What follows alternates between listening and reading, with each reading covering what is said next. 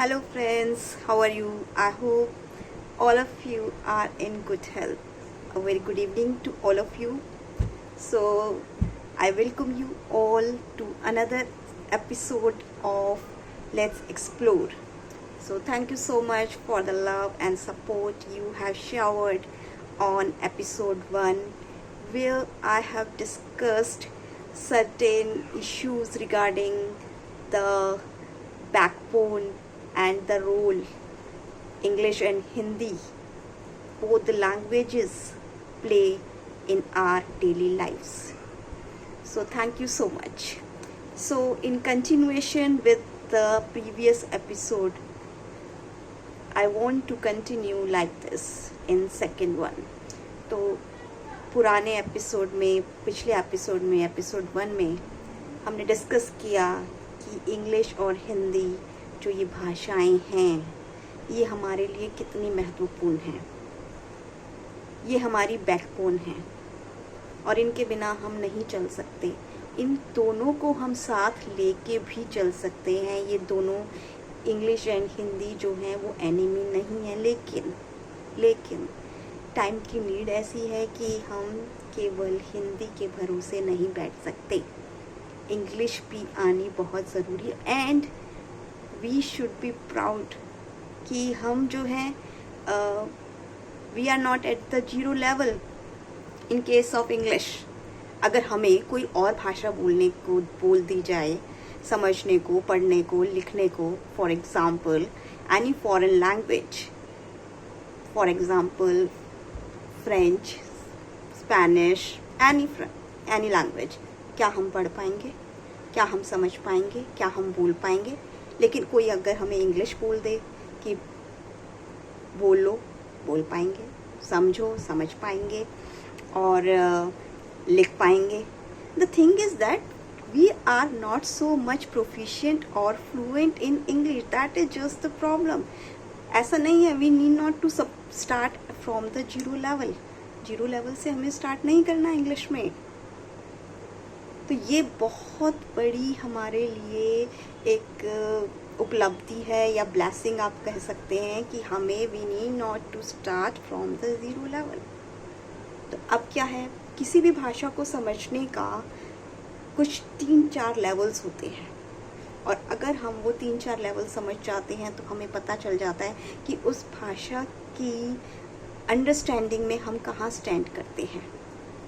तो सबसे पहले कोई भी चीज़ हम समझते हैं तो पहले सुनते हैं, सुनने के बाद हम समझते हैं, उसके बाद हम उसे पढ़ सकते हैं, लिख सकते हैं, बोल सकते हैं। जो हमारी नेटिव लैंग्वेजेस होती हैं, नेटिव भाषाएं होती हैं, उनको बोलना बहुत आसान होता है, लेकिन जो हमारी नेटिव लैंग्वेजेस नहीं हैं उनको बोलने में हमें परेशानी आती है और उसके लिए हमें स्किल्स चाहिए होती हैं उन भाषा को बोलने के लिए। तो इंग्लिश के साथ ऐसा नहीं है कि हमें बिल्कुल ही समझ नहीं आती है, कि हम उसे पढ़ नहीं पाते या हम उसे समझ नहीं पाते या हम उसे लिख नहीं पाते, हम उसे बोल नहीं पाते। ऐसा नहीं है, सब कुछ हमें आता है, थोड़ा थोड़ा तो आता ही है। Every Indian, in case of every Indian. तो हमें ये सबसे पहले हमें समझना पड़ेगा किसी भी भाषा को कि हम उस भाषा की अंडरस्टैंडिंग के किस लेवल पर हैं। तो अब हमें समझ आ गया कि इंग्लिश के किस लेवल पे हैं। हमें चारों लेवल समझ आते हैं। हम सुन भी सकते हैं इंग्लिश को, हम बोल भी सकते हैं, हम पढ़ भी सकते हैं, हम लिख भी सकते हैं। तो हम चारों लेवल समझ सकते हैं। तो उसके बाद है कि अब नेक्स्ट क्या, हम क्यों इंग्लिश सीखना चाहते हैं, what is the motive. First step हो गया इंग्लिश के बारे में हमारा कि where actually we stand regarding the understanding of English. Second है कि what is the motive behind learning English, क्योंकि कुछ लोगों के लिए इंग्लिश ऑब्लिगेशन है और कुछ लोगों के लिए पैशन है, जैसा कि मैंने पहले एपिसोड में कहा था। तो कुछ लोगों के लिए ऑब्लिगेशन का मतलब होता है कि मजबूरी में कर रहे हैं, मजबूरी में है, वो नहीं चाहता। तो कोई बात नहीं भाई, नहीं चाहता तो आपको करना है तो दिल से करना है, हंसते हंसते करो, रोने की ज़रूरत नहीं है। रो के करेंगे तो इतना अच्छा बेनिफिट नहीं मिल पाएगा। तो इट्स बेटर कि उसको हंस के करा जाए। ठीक है। थर्ड, फिर क्यों चाहते हैं, बात ये है। तो चाहते इसलिए हैं कि जॉब्स के लिए चाहिए, आपको इंटरव्यूज़ के लिए आपको इंग्लिश लर्न करनी है, आपको कोई न्यूज़ एंकर बनना है, आपको टीवी एंकर बनना है, आपको किस लिए, आपको कोई एग्ज़ाम पास करना है, आपको प्रमोशन चाहिए, आपको किसी के ऊपर अपना इम्प्रेशन इम्प्रिंट करना है, स्थापित करना है, आपका अपना प्रभाव छोड़ना है, आपको जो है बाहर किसी कंट्री में जाके सेटल डाउन होना है, इसलिए वहाँ जो है इंग्लिश सीखना एक कंपल्सरी मैंडेटरी है, इसलिए आप सीखना चाहते हैं। तो what is the motive behind speaking English, that is also important, क्योंकि उसके अकॉर्डिंग ही आपको कितनी इंग्लिश सीखनी है वो एक इम्पॉर्टेंट बात होगी। क्योंकि अगर आपको कोई इंटरव्यू के लिए सीखनी है तो आप दुनिया भर की English you need not to learn. अगर आपको कोई एग्ज़ाम क्लियर करना है तो then you have to go according to the syllabus of that exam. आपको कहीं बाहर सेटल डाउन होना है तो you have to go for the IELTS, that is exclusively meant for the English understanding. तो ये डिफरेंट आपको प्रोसीजर्स पता होने चाहिए, डिफरेंट स्टेप्स हैं जो आपको पता होने चाहिए कि हम इंग्लिश क्यों सीखना चाहते हैं। और जस्ट सिर्फ सीखना चाहते हैं वो भी एक अच्छी बात है, कोई बुरी बात नहीं है। हम सिर्फ अपना टॉकिंग स्टाइल, हम अपने फ्रेंड्स के साथ इंग्लिश में बोलना चाहते हैं, हम अपने कोलीग्स के साथ इंग्लिश में बोलना चाहते हैं, तो उसमें कोई बुरी बात नहीं है।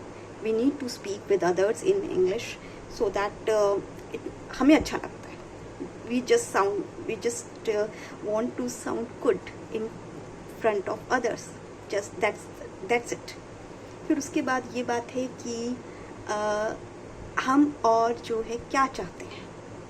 अब ठीक है, अब हमें पता चल गया कि हमारी अंडरस्टैंडिंग कहाँ है, हम क्यों चाहते हैं। अब उसके बाद अब सोल्यूशन क्या है इस चीज़ का।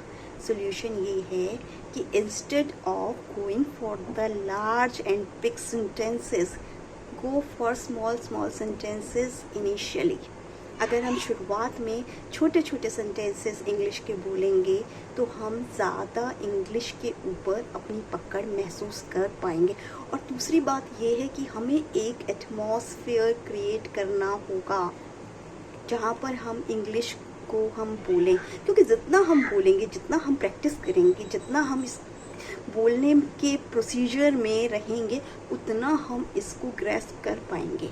Otherwise it will be difficult for us कि हम इसको ग्रैस्प करें, क्योंकि आज हमने सीखा तो कल हम भूल जाएंगे।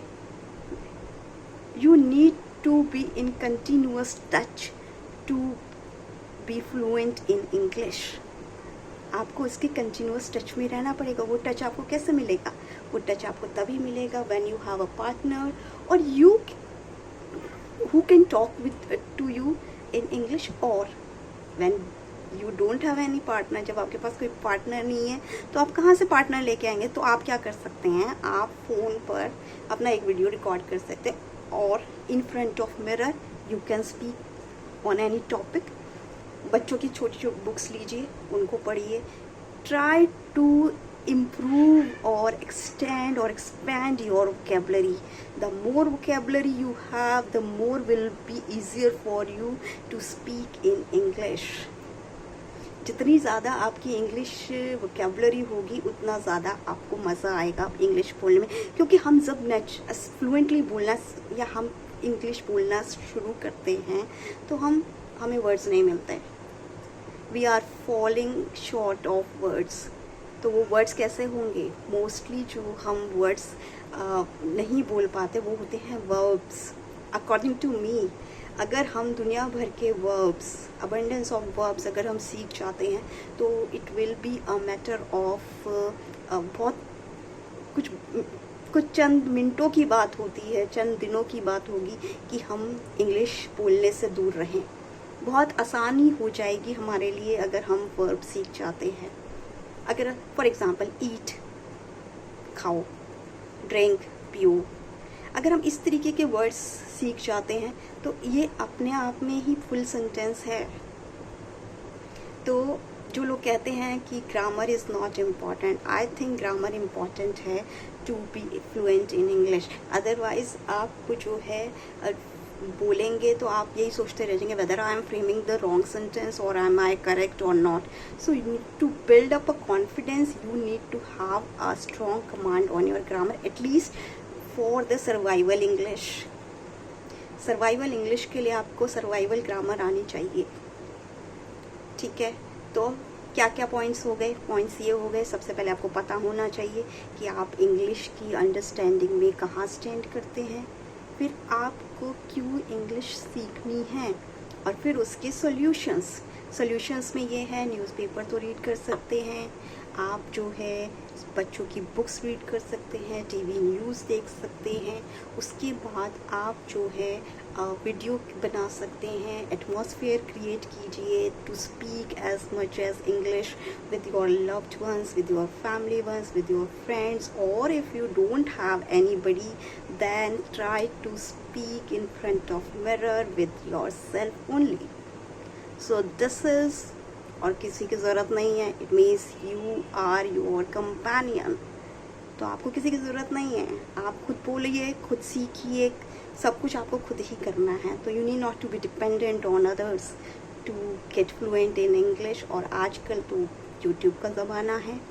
If you are stuck somewhere then you can take help of YouTube videos also.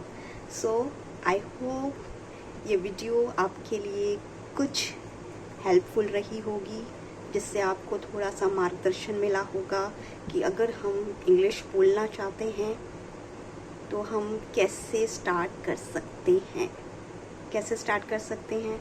Small sentences से स्टार्ट करिए, स्मॉल प्रोसीजर्स कोई भी ले लीजिए, उसको डिस्क्राइब करिए कि चाय कैसे बनाते हैं, खाना कैसे बनाना है, step by step. Atmosphere create कीजिए, न्यूज़पेपर पढ़िए, बुक्स रीड कीजिए, टीवी न्यूज़ देखिए, और जितना हो सके 15 मिनट बोलिए. कोई नहीं मिलता तो खुद बोलिए, किसी को पकड़ कर बोलिए, लेकिन बोलिए. Speaking is must to get fluency in English. It's not our overnight job. You need consistent efforts to get fluent.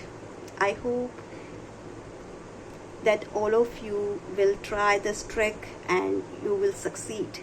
So see you soon in next video with another content. Thank you so much. Till then, goodbye.